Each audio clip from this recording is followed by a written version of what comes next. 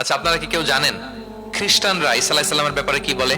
ওনারা ঈসা আলাইহিস সালামকে বলে আল্লাহর ছেলে, the son of god. Jesus Christ is the son of god, আল্লাহর ছেলে। নাউজুবিল্লাহ। তাহলে দেখেন ওনার সম্মান বাড়াইতে বাড়াইতে কোথায় নিছে? খোদার চেয়ারে নিয়ে বসাইছে, তাই না? ঈসা আলাইহিস সালামকে খ্রিস্টানরা কোথায় বসাইছে? আল্লাহর চেয়ারে, আল্লাহর সন্তান বানায় ফেলছে। নাউজুবিল্লাহ। তাহলে বাড়াবাড়ি করলো। আপনারা কি জানেন ইহুদিরা ঈসা আলাইহিস সালামের ব্যাপারে কি বলে?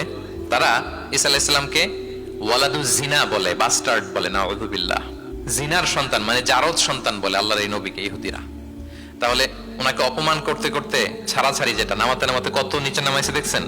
এক ধর্ম ওনারে উঠাতে উঠাতে আল্লাহর চেয়ারে, আর এক ধর্ম ওনারে নামাতে নামাতে জমিনের নিচে। আমরা কি বলি ঈসা আলাইহিস সালামের ব্যাপারে? দেখেন, আমরা বলি ঈসা আলাইহিস সালাম হচ্ছে আব্দুল্লাহি ওয়া রাসূলুহু, তিনি আল্লাহর বান্দা এবং আল্লাহর রাসূল। আল্লাহর বান্দা বলার মধ্য দিয়ে আমরা খ্রিস্টানকে রিফিউট করি, খ্রিস্টান কমিউনিটিকে। তোমরা যে আল্লাহর চেয়ারে নিয়ে বসাইছো এটা ভুল, ওইখানে না, আরো নিচে নামাইতে হবে। উনি আল্লাহর বান্দা আর রাসূলুহু, সম্মানিত রাসূল বলে আমরা ইহুদিদেরকে রিফিউট করি। তাদের জবাব দেই যে না, তোমরা একজন নবীকে যে অপমান করে বলেছো উনি বাস্টার্ড, না, উনি রাসূলুহু, আল্লাহর প্রেরিত রাসূল, এই বলে ওনার সম্মানকে আমরা উপরে উঠাই। তাহলে একদল নিছিল ওইদিকে, ওইখান থেকে নিচে নামায় নিয়ে আসি, একদল মাটির নিচে ঢুকাই দিছিল, এখান থেকে উপরে উঠাই নিয়ে আসি। তাহলে আমরা মাঝামাঝি থাকি। সুবহানাল্লাহ পড়বেন না?